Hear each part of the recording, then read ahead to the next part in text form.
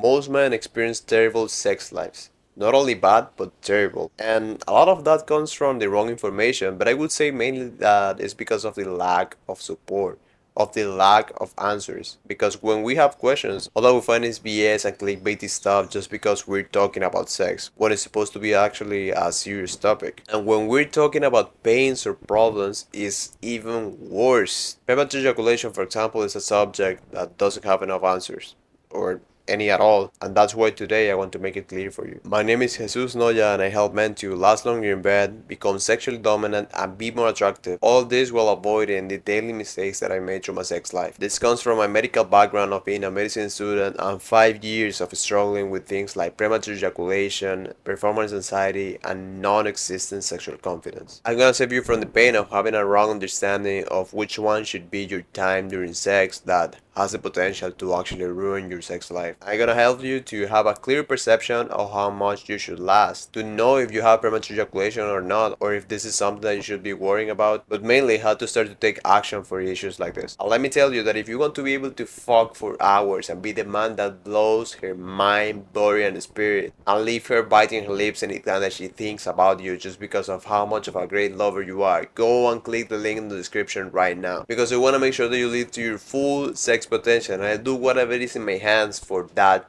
to happen. So again, click the link in the description. Today we're gonna cover 3 main points. The first one is how much time does it take to be considered premature ejaculation? Which one is the time frame for that? In what situation does it count? For example, if it's only with masturbation, during sex, stuff like that. And what I consider myself the best way to spot it. That way, if you know that you're experiencing it right now, you can start to do something about it. Alright, so which one is exactly the time for you to consider that you have premature ejaculation? Usually people start to worry with anything below the 5 minute mark, but it's way more obvious when it's actually around the 1 minute mark, when the most that you're able to last is usually around that, like being maximum 2 minutes at best. That's usually when we know for sure that we have premature ejaculation. But then we have the guys that are below the 30-second mark, like it used to be myself, for example, where you start to feel the pressure to ejaculate as soon as you put it inside, and the most that you will last it would be like 5 seconds or 10 seconds. Some guys would even come even before starting to have sex, like before actually putting it inside. And that's when we call it severe premature ejaculation or chronic premature ejaculation. The curious thing about this is that with the guys that last 5 minutes, they're not happy with that either. They know that that's premature as well, so we can tell them that this is like relative. So then, which one is the time? How long does it take to be considered premature ejaculation? The average sexual relationship around the world lasts only around 5 minutes to 15 minutes. That's for most men in the world. This is the standard for average sex, for normal sex. But usually for me, average or normal is not good actually, because as we know, most people have terrible sex lives. So if we're having that as the standard, then that's actually a pretty low bar. The reality with premature ejaculation is that there's not actually a time for you to know that you have it. It's the fact of having no control over your ejaculation. And that goes even for the guys that are having sex for more than 15 minutes. If past that point you're totally unable to have control over your mind and body to delay ejaculation more, then that's actually premature already. Because it's not about the time, it's about the lack of control. That's why we call it premature, because it's happening before of when it's supposed to happen. And it's supposed to happen whenever we want. We're supposed to have control on that. And if you think about it, that's actually pretty lame. I was really pissed off with myself when I was experiencing it, because I don't like to not be in control of myself, especially with things over my body. Now, you may be wondering, what about the guys that last more than 30 minutes? That's actually a good time. Do they have premature ejaculation as well? 30 minutes is actually a very good time, and to reach to that point, you actually need to have some control over it. From all the guys that I know that usually reach to that time, they actually decide them to come because they are already tired or whatever. It's not because they can't hold it at all anymore, it's because they're just tired. They decide that they just finish and they ejaculate, and actually if they want to go more and beyond, then they just keep holding it more. So when we're talking about premature ejaculation, we're always talking about lack of control. When no matter what you do, you can just go further. Then you have the 5 minute mark and the 1 minute mark for the guys that are severe or chronic. Now, a question that I've been seeing a lot, especially with younger guys that only masturbate and they haven't experienced sex yet, is in what situation does it count to have premature ejaculation? Does it count where you only masturbate or you're receiving a blowjob? Does this mean that I'm going to experience premature ejaculation as well during sex? stuff like that, right? So I'm going to clarify that as well. There's two types of premature ejaculations. The first one is situational, and the second one is what we call lifelong or clinical. The situational piece is when only happen under certain conditions, only with some specific triggers that makes you last less. And lifelong is when it happens no matter what, it's always going to be the usual time. For the lifelong premature ejaculation, the main way to determine if you have it is usually through sex, through the real act of penetration. Because a lot of men, for example, when they're masturbating, they can't come very quick because that's what they want. But then when they having sex, they're able to control it way more and make the session last to a decent time. However, with the opposite is when the problem starts to happen. If you're able to last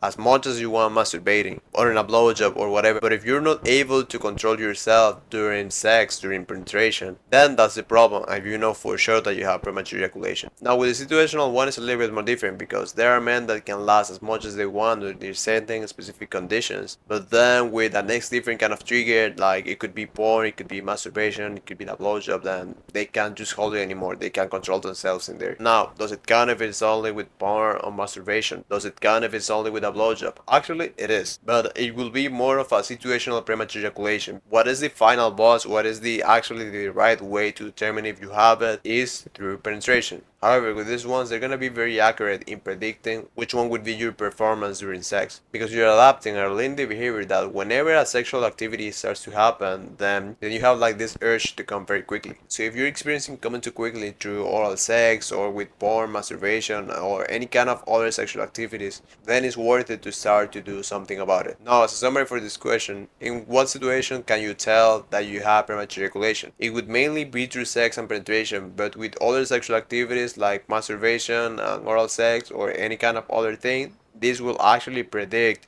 how would be your behavior during sex. And finally, what I personally think that is the best way to spot it and when you should start to take action as soon as possible if you have it is with your partner's dissatisfaction. Because if you're able to see in her face that that wasn't enough for her, that she's very dissatisfied, that she's like frustrated, then that's actually gonna hit hard and make you feel less of a man. And this will cause at the same time your own dissatisfaction. You as a man, you're not gonna feel good with yourself with how much you're lasting right now. And this is very connected to the lack of control because if you could decide, you will obviously want to satisfy her as much as possible, right? You would go as much as is needed to give her the best experience possible. And if that is happening right now, and if you last more than 20 minutes or whatever, but you see that dissatisfaction coming from her and from you as well, then do not get complacent with those minutes. Start to do something about it. Start to train. Start to actually aim to be the man that blows her mind and body totally. And I want to make this very clear for you. Sex is a skill that you can actually train, that you can actually improve and level up. You can actually reach to the point of having absolute control over your ejaculation, and that's going to make you have a way more enjoyable and fulfilled sex life. You do this by training things like your psychological state, your physical health, and your emotional connection. Those are all things that are on your control to increase your timing, to make you a better lover. And with things like premature ejaculation, you can totally overcome it. It's totally in your hands to do it. So I want you to start to put the effort to live the most beautiful and enjoyable sex life possible. A deeper connection with your partner.